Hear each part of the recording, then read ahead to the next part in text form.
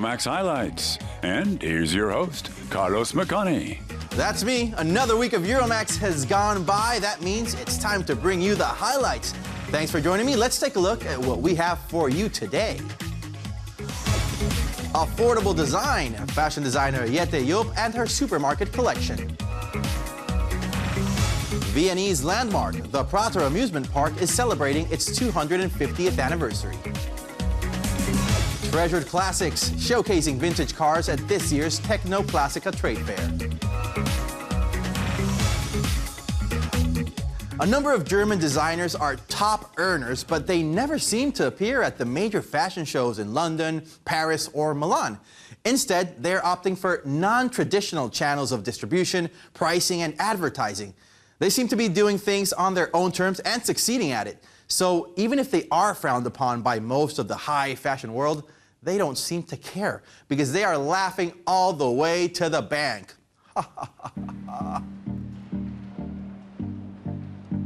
With the camera positioned just right, this could easily be a catwalk in London, Milan, or Paris.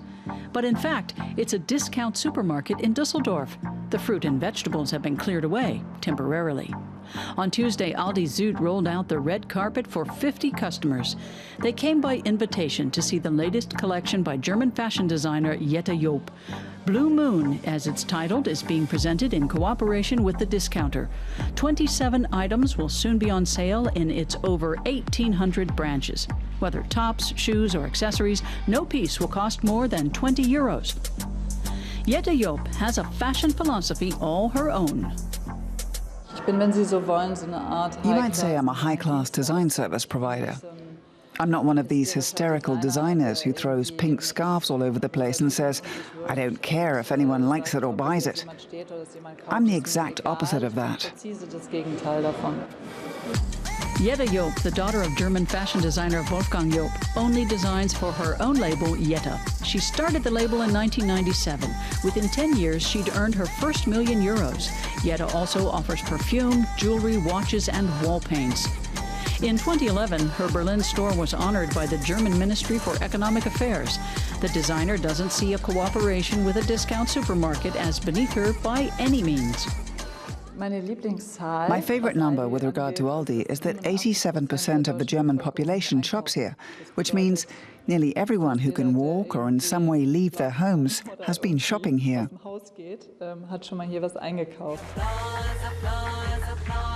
Harald Glöckler has a very different label, but a very similar business philosophy.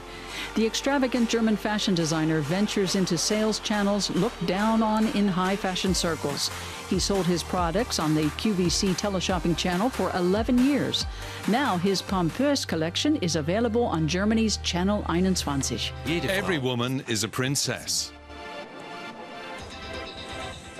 Women of all ages and all classes of society buy my clothes, and men too, and that's just wonderful.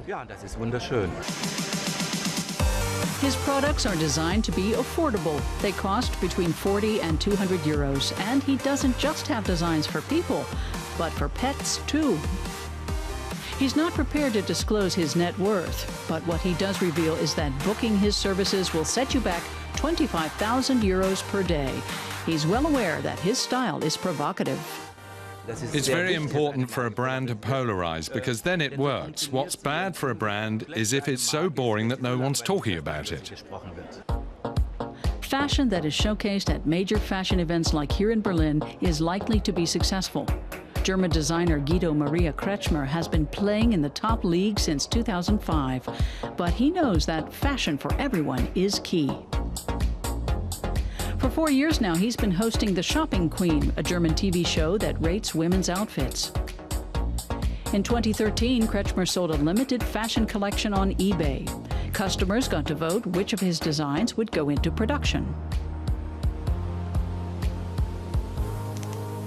It's important to me that everyone should have the opportunity to buy something of mine in top quality for a super price. Jette Joop agrees, which is why she's cooperating with Aldi Süd. She says this is how fashion will be sold increasingly in the future.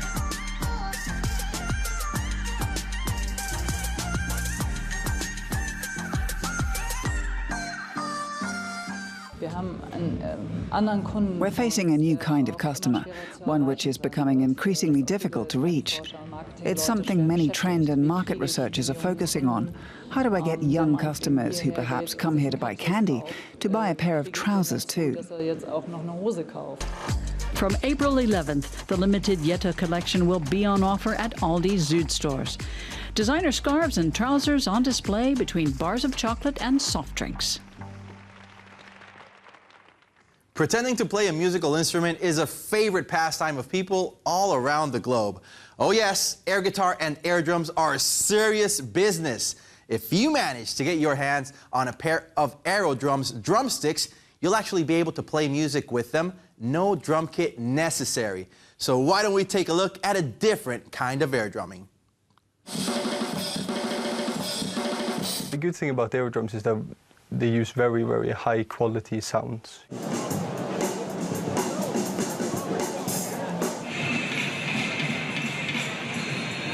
You can use Aerodrums with any type of music. You can play any style with it.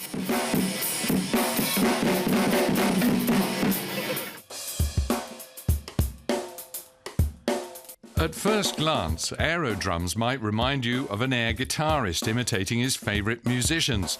But drummer Victor Nordberg actually does create sounds when he swings his sticks in empty space. Aerodrums is a virtual instrument.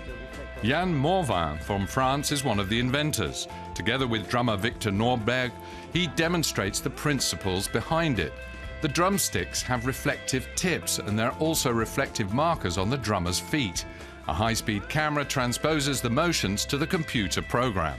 Because you capture at very high speed, you have a very accurate understanding of the trajectory of those objects. And when you air drum, you signify your intent to hit a drum by stopping your motion sharply. So we can program the computer to detect that event. This comparison with an acoustic drum set demonstrates the accuracy of the computer program.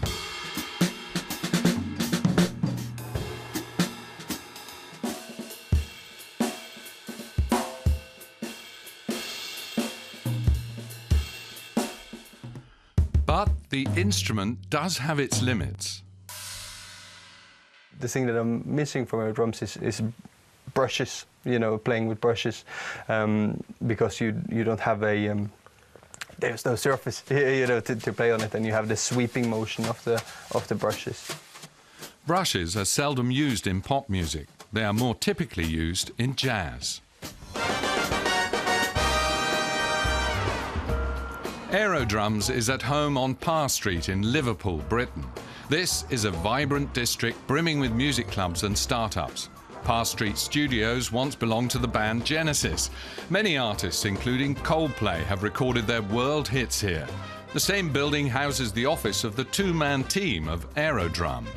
We're also near to an area called the Baltic Triangle, where there's a lot of creatives setting up shop. People in graphic design, also in music. It's a kind of renewal of Liverpool in this way.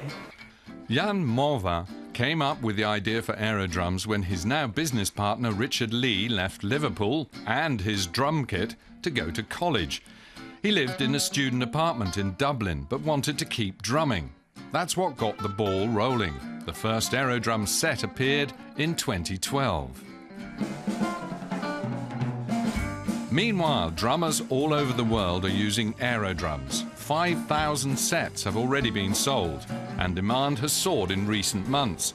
But what do other professional percussionists think about Aerodrums? Jim Black, a jazz drummer from New York, is known for his unconventional technique and extravagant sounds.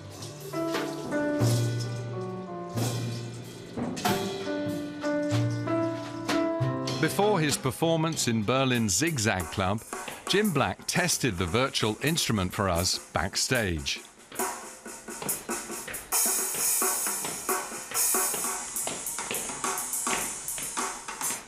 You don't lift up before you hit. You let the stick hit. So gravity plays a huge part in this. You'd have to develop a new technique and something like that. But if you're on stage with Prince, why not?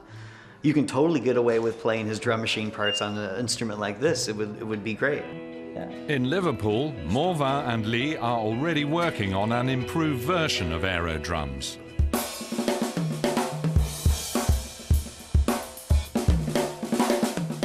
The idea is that you are wearing VR goggles, and when you play and you look around your kit, it's actually there.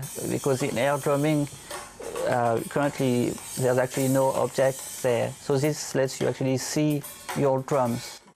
Aerodrums won't spell the demise of acoustic drums, but they might establish themselves as an instrument in their own right. Then there'd be two kinds of percussionists: drummers and aerodrummers. Austria's best-known amusement park is celebrating its 250th anniversary. I'm referring to the Prater. The Vienna Museum is even staging a new exhibition looking back at the fairground's history and reminiscing on a time gone by. Since it's still a favorite with locals and visitors alike, we decided to join in the fun. The Prater has plenty to offer for adrenaline junkies. You can loop the loop or let off steam on one of the side shows.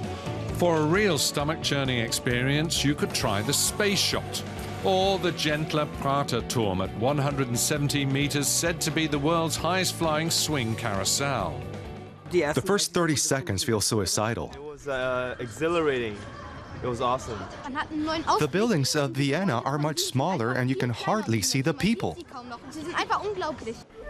Then there's Vienna's famous Ferris wheel. All 15 carriages have been renewed for this anniversary year.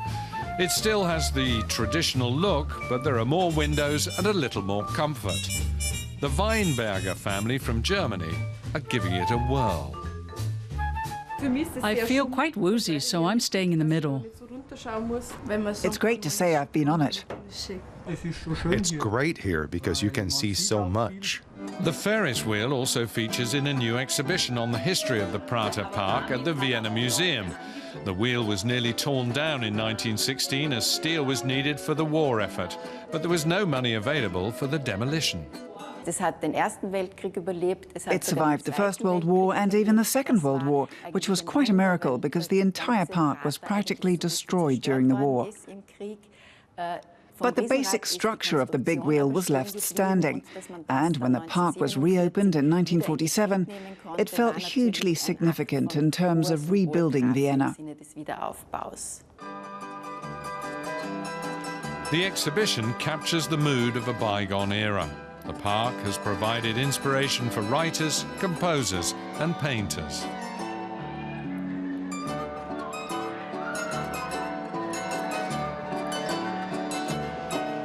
The Viennese Circus and Clown Museum also documents the entertainment industry of yesteryear. Here we discover the Prater Park once included a so-called freak show, which included acts like Fat Mitzi, whose huge underpants are now on display here. Director Robert Caldicaro, himself a magician at the Prater, explains the fascination of the show. People weren't familiar with these things from magazines or TV because it didn't exist. The only way to experience it was here live at the Prater. And the artists here had the advantage that they were respected in their group and they were able to feed their families. Today, the Prater continues to reinvent itself. This interactive snow ride through Antarctica is one of the newer attractions. Then there's the ultra-modern skydiving attraction.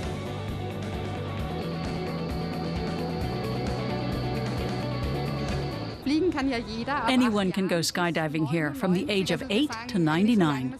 As long as you feel fit enough, there's no age limit.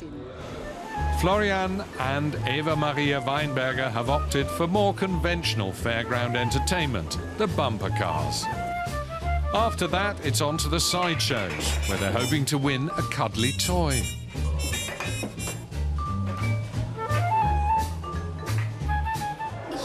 I'd like to have won the dragon, but unfortunately, I didn't make it.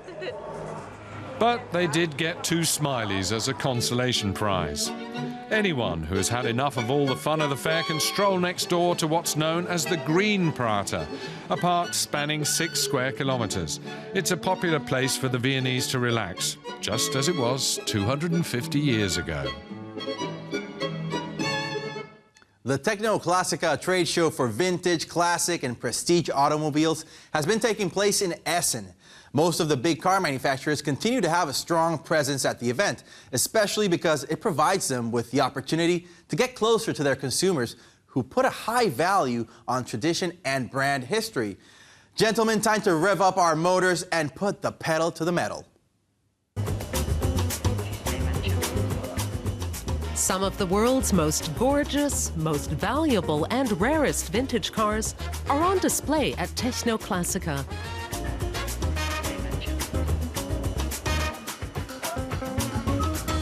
Tom Fischer is a well-known restorer of classic cars. He's been coming to the trade fair in Essen for 2 decades now. It used to be just for enthusiasts who were in love with cars and who were pretty much outsiders. Nowadays, that has changed completely. Many people from high society have bought vintage vehicles and built up collections. And others have followed their lead. People have noticed that stocks and shares can make you money, but they're not that much fun.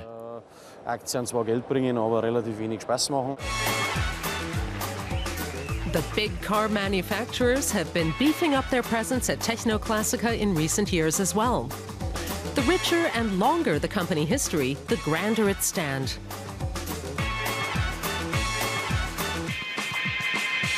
You can see how much money the manufacturers are investing in being here and how important history has become for marketing. Mercedes is showing its latest models side by side with some of their glorious ancestors. The SL model from the 1950s is clearly the granddaddy of all the more recent Mercedes sports cars.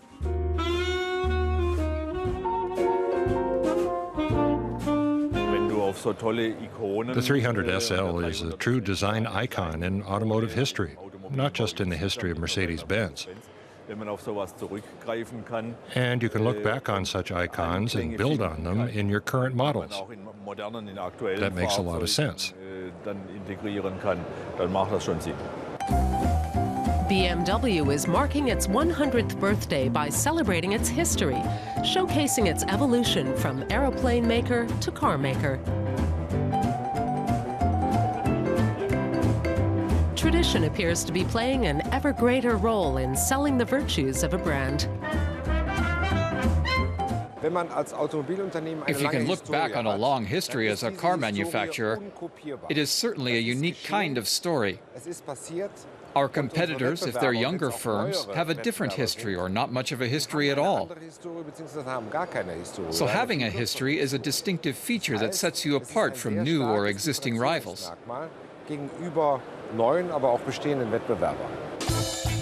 BMW is set to open its Classic Center near its Munich headquarters in May. Customers will even be able to have their treasured vintage cars repaired there.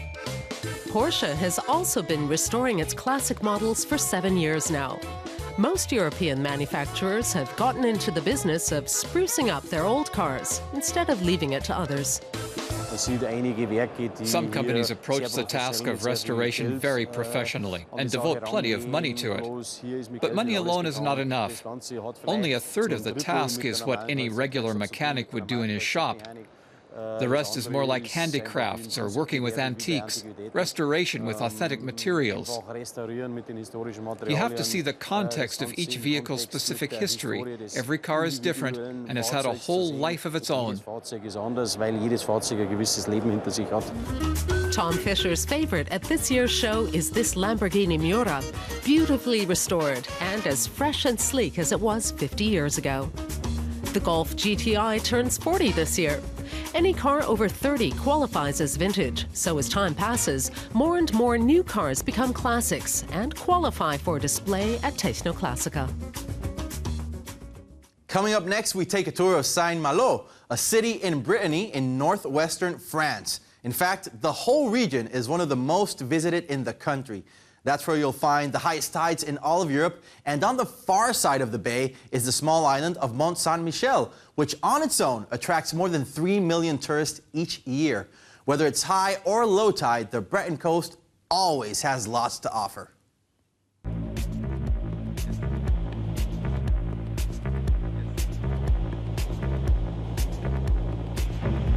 Rolling, crashing waves and foaming spray are the things Fabrice Réel's world are made of. Every morning, the Frenchman comes down to the shore, hoping for that perfect run. For me, surfing is an interesting physical way to chill out, but there's also a philosophy behind it. You have to find the best wave. Then, once you've found it, you stop thinking because all that matters then is the wave. Réel has been riding waves near the Breton town of Saint-Malo for more than 20 years. He now works as a surfing instructor. Life here holds a particular appeal for him. Saint-Malo is the town of the old Barbary pirates like Robert Surcouf. Everyone around here knows him. Saint-Malo has a long maritime history, which is still present today. One tourist magnet is the historic center, with the fortress wall, which still protects Saint-Malo from stormy seas. A short distance from the heart of the town is the harbor, where Pierre Revelon works. The fisherman specializes in catching blue lobster, which are among the most expensive seafood delicacies in the world.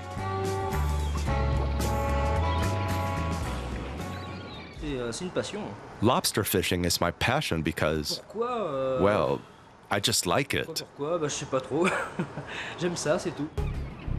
It's tough work and fishermen have to set off early. Blue lobster, which has a more intensive flavor than other varieties, are generally only found in a few places far off the coastline. But getting back into the harbor with a full catch takes skill. You put big fish in here and leave them.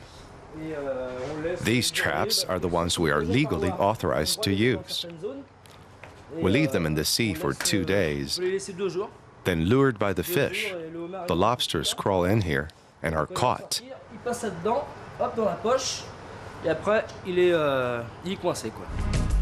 A couple of kilometers further eastwards, near the little town of Cansal, is traditional oyster territory.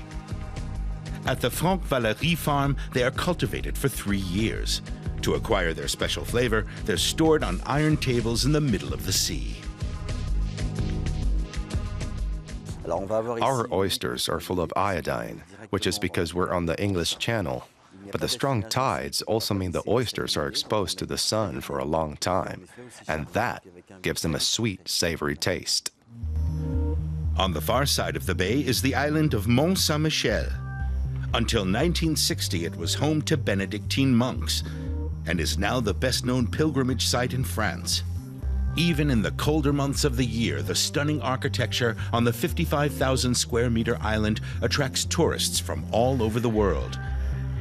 The best views of the towering monastery are reserved for the local farmer Yannick Frein's salt meadow sheep. What's special about my salt meadow sheep is that they predominantly eat what grows at the edge of the sea.